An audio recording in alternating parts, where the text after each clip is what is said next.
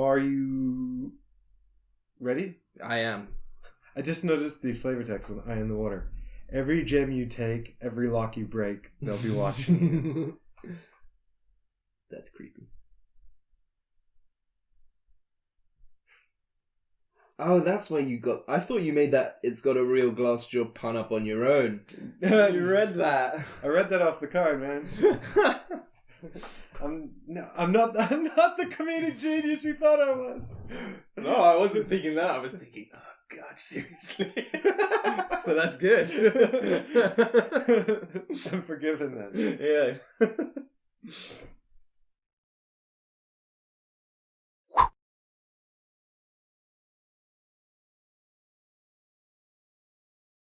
Hey everybody, welcome back to Ready City Play. Graham and I have just escaped Vicky the Dragon. Well, I did. You didn't. God damn it. God damn it. Well, you got toasted a little bit, and then some villagers came, and you escaped via village. Villagers drag. Well, no, I think we decided you saved me. Oh, yeah, that was it. You pulled me out the dungeon right at the last minute. There we go.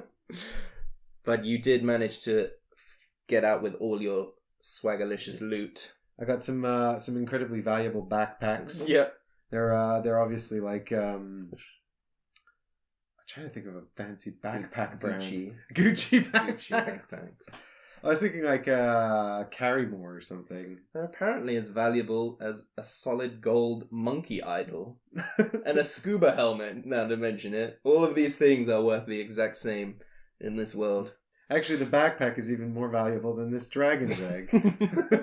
Apparently. I guess the dragon's egg is like its pros and cons, you know? Yeah. It can't be too valuable because it hatches into a dangerous creature. Maybe backpacks have only recently been invented in this world. Yeah, it's cutting-edge technology. Cutting-edge technology that's just blown everyone's minds. It's like, I can carry things in this thing that I put on my back? Holy shit! Why didn't we think of this before? Yeah. I mean, it did allow you to steal another big old artifact. Another two of them. Yeah, that's pretty damn useful. Yeah, although the ankh I got isn't even worth as much as the crown I bought. That's true, but you didn't have to spend money on the ankh. That's true. So the ankh got you more points technically than the crown. That's so true. Well, now technically. Yeah. So, what did you think? Did you enjoy this experience? Very much so. I think this is a great game. Both games we played, I enjoyed massively. Even though the first one we played, I kind of decided to end very quickly because I basically, what did I do? I came down this way, grabbed this ankh, and then just left. Hightailed it out of there. And I fell down the waterfall. I grabbed the bananas. You got the bananas. I got about as far as here and then got killed. Yeah. But yeah, I think that's a cool thing though, because a lot of games have a set time limit or like a set amount of points you need to get before the game ends. Whereas this is, like you said, it's a risk thing. Yeah. The deeper you go, the more reward you're going to get, but also the more risk of getting killed by whatever, be a dragon attack or just being trapped there when somebody else leaves. And I think that's a really cool mechanic. I like that a lot. I thought a really key moment was when I was here in this room and you knew I was going to go into the monkey idol thing. Mm-hmm. And I had the backpack and I could pick up this artifact. Mm-hmm. So you could see that there was at least 15 points on the board there that I was going to get. Mm-hmm. And you had to make that clutch decision about whether or not to start running now or to try and get more points by sticking around in the dungeon. I think I made the incorrect decision there. I think I should have hightailed it out when you were like down here. So when you came and got this.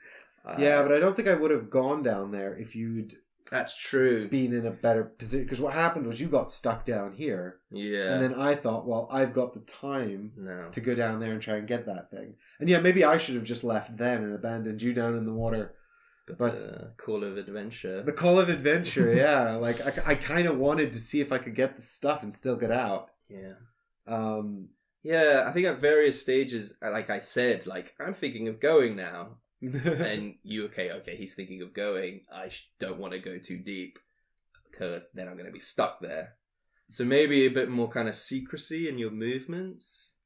But there is also like a sort of almost like a chess-like positioning element as well, where you want to try and put yourself in a place where if you need to sort of scarper quickly, you can.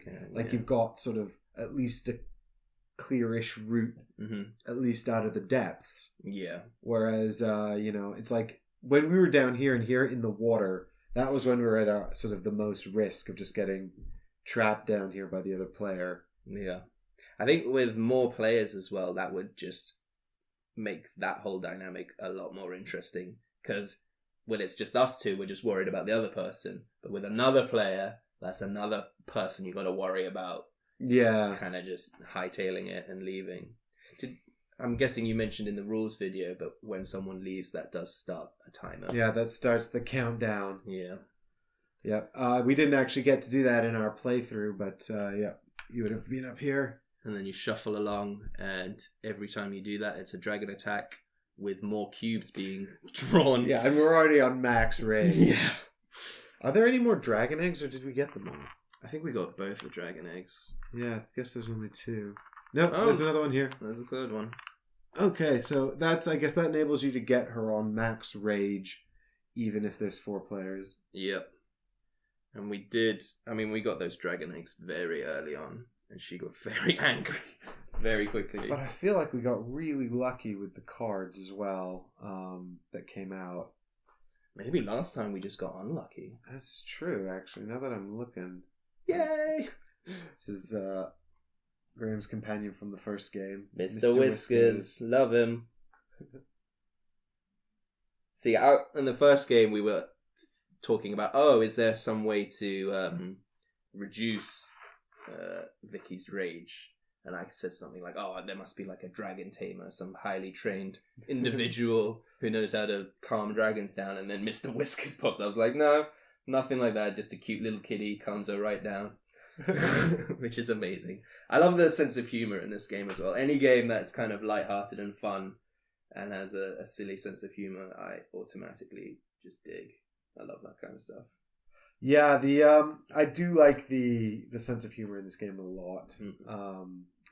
Anything sort of lighthearted and fun like that, and the art on the cards is good.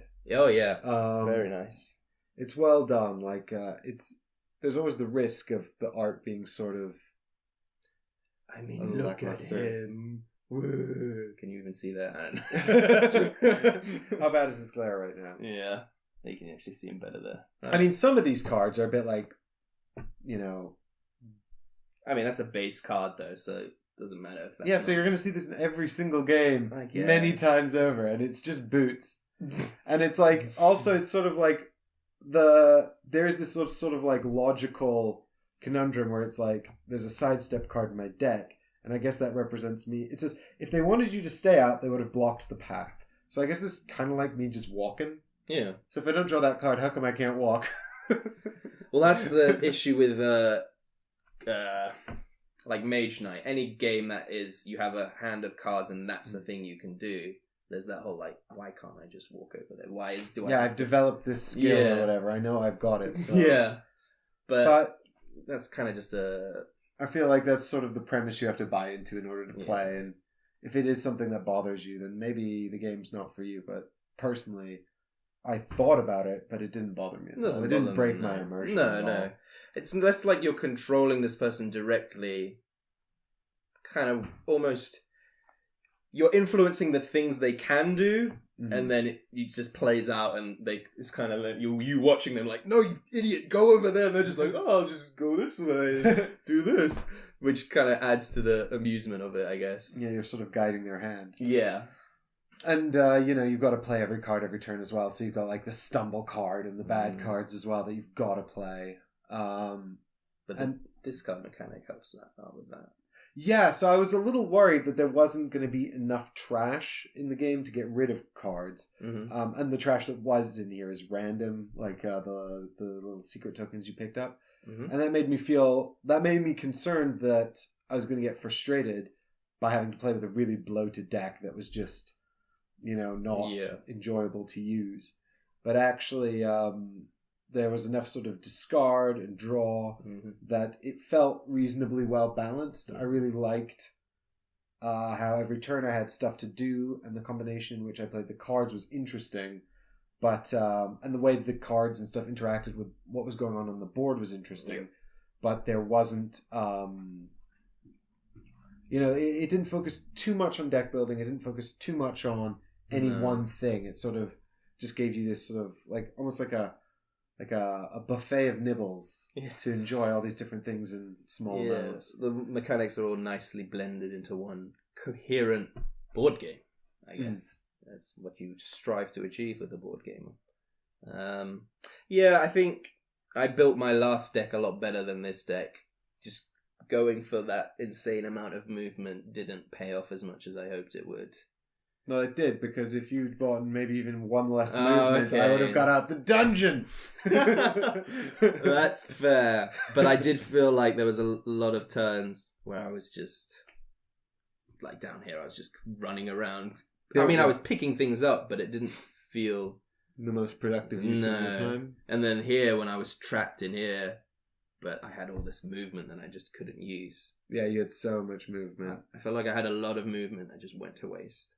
Whereas with swords, you always have something to kill. With the goblins and the goldfish, there's always something. We didn't actually attack either of them once. No, we didn't. I almost did, but then I realized I would have been cheating if I'd done that. Yeah. See, last game, we forgot about them. I had 2 swords, but there was any monsters in the dungeon deck, so I was like, I can't use them. But then we realized, oh wait, there's infinite supply of goblins in this dungeon. So I feel like swords might be more... Actually, no. Movement is vital. Swords is just also very useful too. You got to get a striker balance, I think. You can't just go for one. So yeah, it's good. Yeah. That's I suppose the key to a strong deck builder is that there's not any one sort of optimal strategy. Yeah. I mean, that was the big problem we found in Gloom of Kilforth, was that combat just was not efficient. It just wasn't worth it. It was much better to max out skills and just go and do quests and sort of explore places. Yes.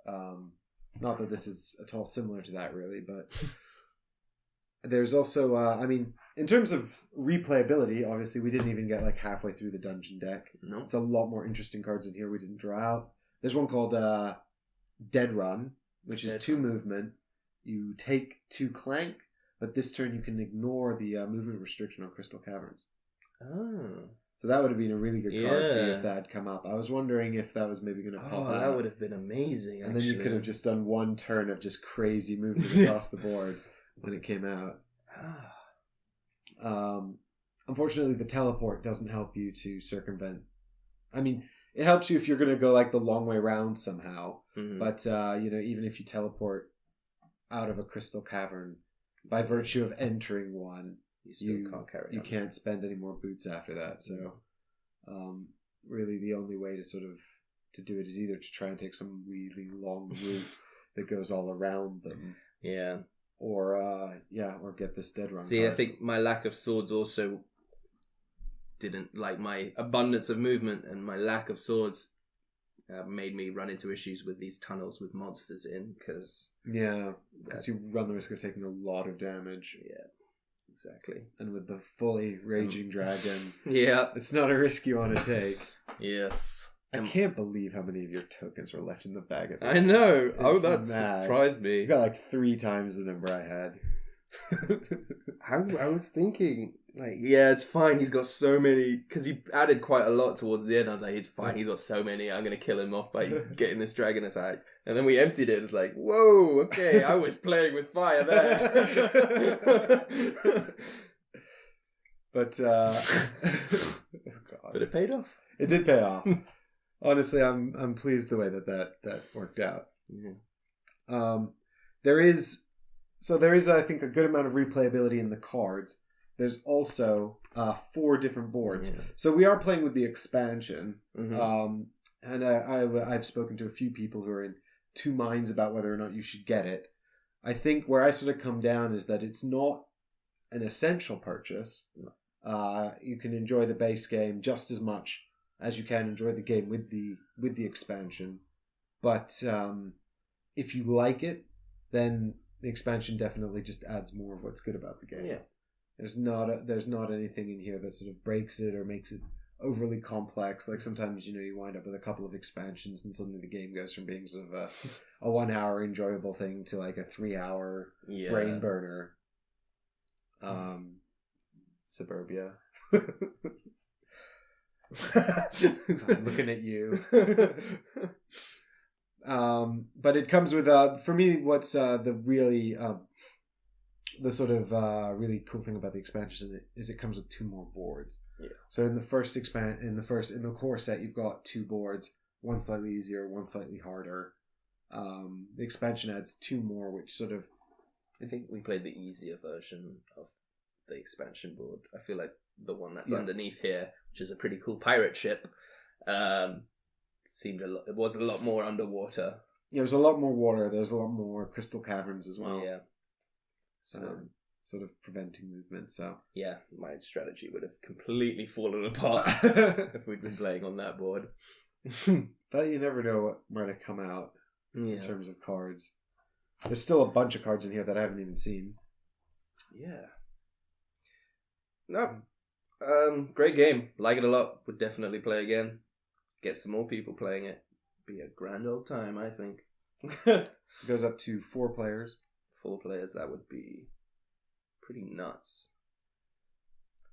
God, you could just so easily get killed by the dragon in like 1 turn. Because that would be 3 turns of deck cards being drawn, a whole bunch of possible nonsense that could happen before you got another turn to do stuff. So yeah, I'd like to try that. That could be really fun. I think that'd be great. Just a whole bunch of hilarious nonsense. Like, please don't buy any dungeon cards. Yeah, please. But I want this pearl. I want it, but I'll die. I don't care. I don't care. I want you to die. We do start with less Clank, though, and the dragon's anger builds up more slowly with more players as well. Yes. So that's a good thing. There's also more artifacts on the board. We took 2 out. With 3 or 4, there'd be 1 or 2 more. Yeah, I was just wondering now, like, would you run out of stuff too quickly with more players? But now you've just mentioned that, like, throws my worry away because there's more stuff, there's more time before Vicky gets super enraged. So yeah, I think that balanced that out quite nicely. Although I do think that you would probably feel a lot more pressure to just like get in, grab something, get out. Yeah. But you've got like this artifact which is relatively easy to get, which is also worth nothing. Worth a monkey idol or a backpack. Yeah, worth the same as a backpack. Yeah. But you could get that. And then just in almost no time. Although to be fair, actually, the way out would be quite difficult, wouldn't it? Because you'd need a key. You'd need a key. I mean, you'd have to go the long way around. Yeah, it's good in that they've designed the board so people can't just get that and then immediately get out. They've designed like a one-way system up there unless you have a key. So, you could... I think the shortest route to ending the game would be that. But you'd have to have 7 gold by the time when you got here, yeah. And 7 gold is quite hard to come by. Yeah, as we found out. Good, well. Thumbs up from me for this one. Thumbs up from me too. This is the first time I've ever done a thumbs up. Really? Yeah. This is going to be a thing now? I don't know. Maybe. We'll see how it feels. Yeah, the thumbs up. Meh. And then a meh. But, every time I've played it, it's been enjoyable. And it feels like there's a lot more mileage in it. It's also fairly quick to set up, fairly quick to play, fairly quick to explain. And one thing I do like a lot is there's not huge amounts of text on every card. No. I think, its simplicity is great, but it has enough meat to it that it doesn't feel simple. Exactly. If you get what I'm trying to say there. Yeah, absolutely. No, that's super important. It's got depth to it without being too complicated. Yeah, exactly. That was what I was saying, but much more eloquent. And speaking of depth, if you get the expansion, you get even more depth. Hey-o! Hey! I did it. I got another shit pun in. Nice. So thanks so much for watching this playthrough, guys, and for coming on this journey with us. we'll be back tomorrow to go on a completely different journey, somewhere completely different. So I hope you'll come back and join us for that, and subscribe to the channel to make sure you don't miss it. Thank you. Bye.